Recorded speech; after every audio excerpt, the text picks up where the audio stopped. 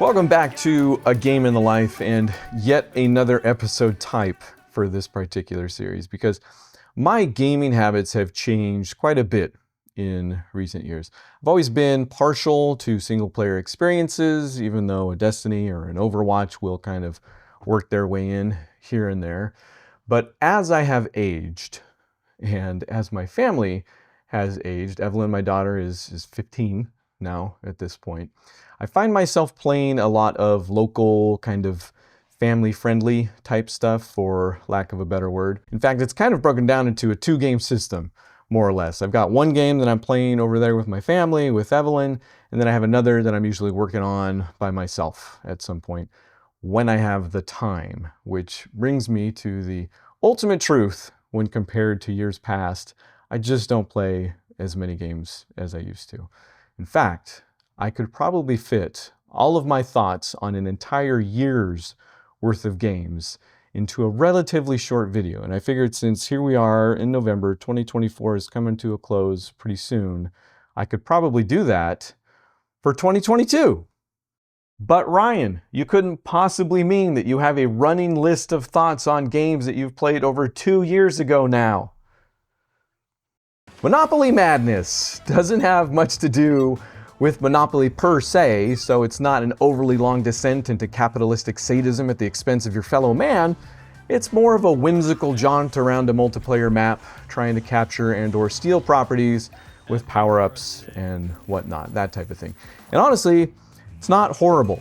And if that doesn't quite sound like a ringing endorsement, that's about right. I basically picked it up for some family fun and mission accomplished, even if it maybe doesn't have a lot of staying power. Like, nobody's been clamoring to pick that up quite possibly since 2022 at this point. Somewhat like Trine Enchanted Edition, which I might not like this game. I played the second on the 360, which there's a remaster of that as well. This is the Enchanted Edition. Like I said, it does simultaneously look like remastered 360 graphics and is also very pretty. Like, it's really cool looking, and I honestly can't think of a lot of other things that look like it. There's like a feel to this game that permeates the memory. It's hard to describe, so credit where credit is due. It's just that the actual experience of playing the thing is a little kind of imprecise and annoying, but I get the feeling they, I don't know if purposefully or whatever, they kind of built around that.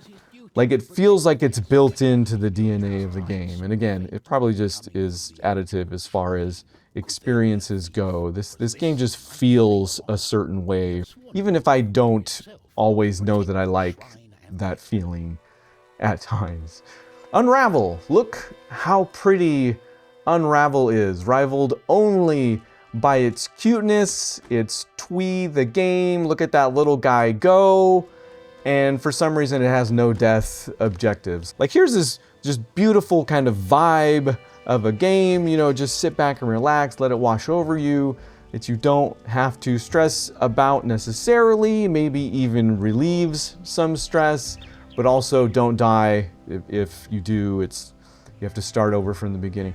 I guess it tells a very cool story wherein there is some darkness that you do have to deal with. So I guess it isn't completely without its danger necessarily, but as well told as that is, and it is well told, by the way, some games are heightened by their objectives, by their kind of end game if you are going to replay it for certain reasons, and I don't think this was necessarily one of them, unless you like having to run a level perfectly. But in that, I don't think the game is not complicit, because Shovel Knight is a game that also has no death objectives that I completed back in 2022, and yet I still really want to play more Shovel Knight because it is note perfect. Shovel Knight is an all-out homage, a love letter to NES games in the best possible way. From concept to execution, the characters, enemies included, are defined by the way their abilities, their design, their mechanics even interact with the world around them. I think Mega Man, more or less, all set to an absolute killer soundtrack.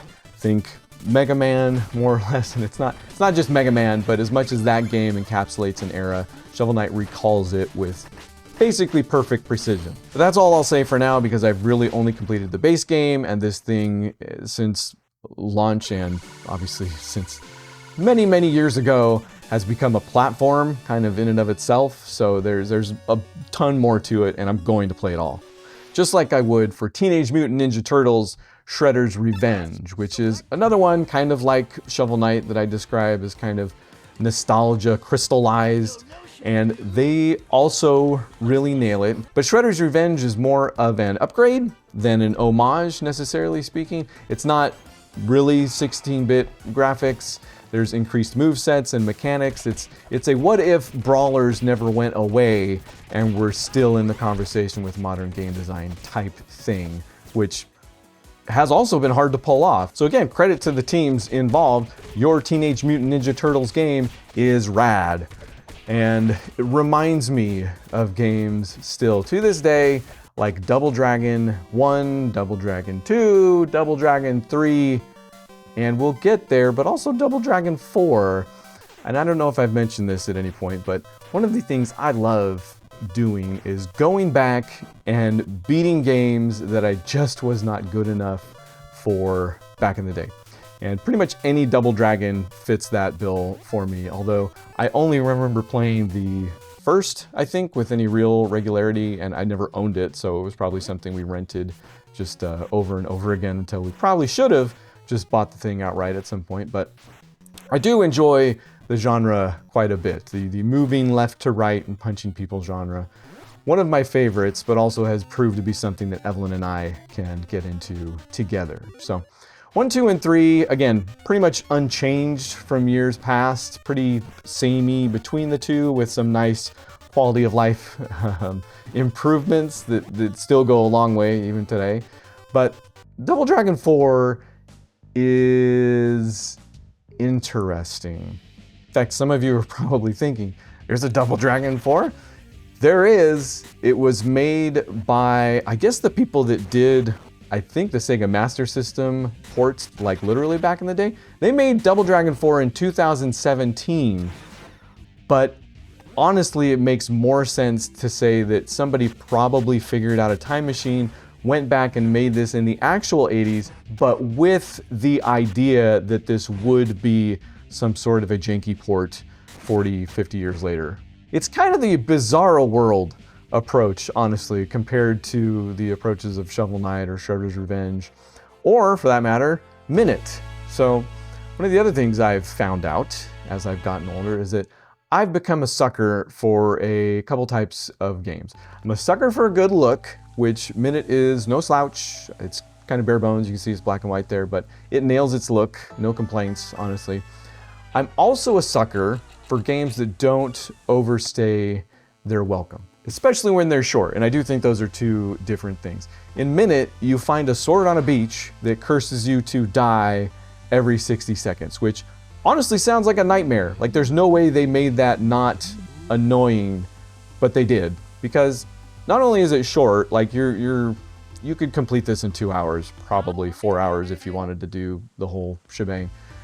But it also compacts the experience. So it's like a mini Zelda. It's a Zelda-like, except it's compacted. And they do play with that 60-second, there's checkpoints and stuff that you can kind of fudge the numbers, but it's all done in a really smart and fun way. But I'll be honest, I watched more of Minute than I played of Minute, because kind of my silent partner in this whole deal is Evelyn.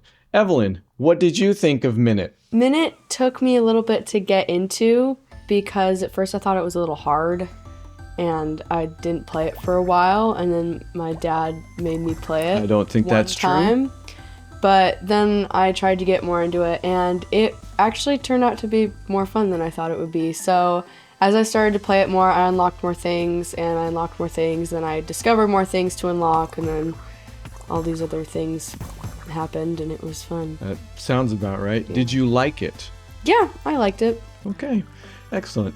What did you think of the next game, It Takes Two, because it literally takes two of us to play it? I actually loved It Takes Two. I really liked the storyline, and I really liked the places we went in the game. Like, it took us outside and inside, and it was really fun to play because we had special abilities that we had to use, and I really liked It Takes Two. It sounds like you liked it more than Minute. I did like it more than Minute. Excellent. Thank you for your service. It Takes Two is slightly more adult than you might think. Story-wise, there's a bit of strong language maybe, and the subject matter is outright about a parent's divorce, and not in the way that the goal is reconciliation by the end. So it deals with some tough topics, and I think if you're willing to look beneath the surface, beneath the gameplay even, it's doing it in some pretty awesome ways. And one of those is that it is narratively placing the kid at the center. They have a kid at the center of the entire thing. So I think it's impossible that this wasn't made by somebody that went through it. But if instead you just want to play a game that is tight and inexplicably beautiful, like there's a scale to it that I just can't grasp. And a lot of Hazelights games have had this. They did Brothers and A Way Out. Was that to mixed success sometimes. I've liked all of them, but this one I was kind of not expecting the level of detail and beauty that came out of it, kind of from all sides. So gameplay wise, it's very much the Mario school of problem solving. You can kind of take a look at the room and for the most part see the answer, but the fun is in the execution. And varied execution at that. I don't think the puzzles really repeat. You do use some of the skills you gather from previous levels in later levels, but for the most part, every single level is introducing a new skill. So you're kind of never complacent as far as the mechanics go. It's not beating any one thing into the ground. This isn't that. This is giving you something new around every corner. Guardians of the Galaxy, another one that was kind of, and I've heard this from just about everybody, better than you would have expected, or maybe better than it has any right to be. Kind of sounds like a backhanded compliment there. But I was taken aback by the looks, not just graphically speaking, technically speaking, but it's very much after the Arkham style of game design, which I think one of the strengths of Arkham was that Arkham Asylum, City, whatever, the Batman games. Arkham was very good at splitting the difference between comic book and real life, wasn't necessarily a Chris Nolan movie, but it wasn't a Joel Schumacher either, for that matter. So Guardians of the Galaxy is very much that. It's introducing all of these characters. In fact, fan service is a word you might hear thrown around in regards to the characters in this game, but honestly didn't feel that way. I think there's a few in there that, yes, they figure into the story very slightly, but there's at least one big one. I guess we can spoil it now at this point, but Adam Warlock is in this thing, and his character design is fantastic, I thought, but also Fin Fang Foom, Cosmo, Mantis. Part of the fun is just like, oh, I want to see their take on this character now, and it comes out. So I'm not talking a lot about the gameplay, but the gameplay is good. It's just mildly janky along the way, and nothing like I wouldn't necessarily say go to it for that reason, but it's good, and it's all like it complements the already solid storytelling and writing. Another thing I heard over and over, which I will agree with, is that the dialogue's pretty sharp in this thing, and I agree. And add that the dynamic needle drops are pretty on point as well, so it's got a ton going for it. Not unlike, but is in no way similar, segues, Lego Builder's Journey. You probably figured there'd be a Lego game in here somewhere, especially if I'm playing with my daughter, and that's usually right. But this isn't necessarily that. This is a game that asks, what if Monument Valley, but Lego? And for the most part, answers that question extremely well. It's beautifully simplistic, atmospheric in a way that Monument Valley is also. So you can imagine it's headed for the heartstrings necessarily, and it gets there. I myself love the game, even if it verges on the obtuse at times, which has never really been a complaint of mine. With games, it gets a little bit dicier because you want to get through the thing, and with this, there were times, both story-wise, which ostensibly is about a father and his child making their way through life, but at times wasn't able to make that connection and also couldn't solve the puzzles sometimes. So your mileage may vary. Maybe I'm nuts. I don't know. It seems like a strange thing to say about a game kind of as small and endearing as this one, but I did kind of lose Evelyn along the way because of it and finished it off myself. But would still recommend. And again, I think overall, 99.9% accomplishes all of its goals, including the one about the heartstrings. But I'll tell you the one game I did not lose Evelyn for. In fact, the one game that just had us wrapped, that I've probably thought about replaying more than any other game on this list, and it's Unpacking. This is maybe the most COVID game ever. And again, this is not one of those videos where I've gone into, the Wikipedias for everything. This is just, I know it came out in 2022 at the very least, pretty sure, in fact, but some of it, I'm willing to bet my life on it because of how it made me feel, that this was developed during COVID to some extent and just born out of all of the anxieties and wishes that came about during that time. Here's a game about getting your life in order as represented by an inside space, all while letting some just fantastic music kind of wash over you again.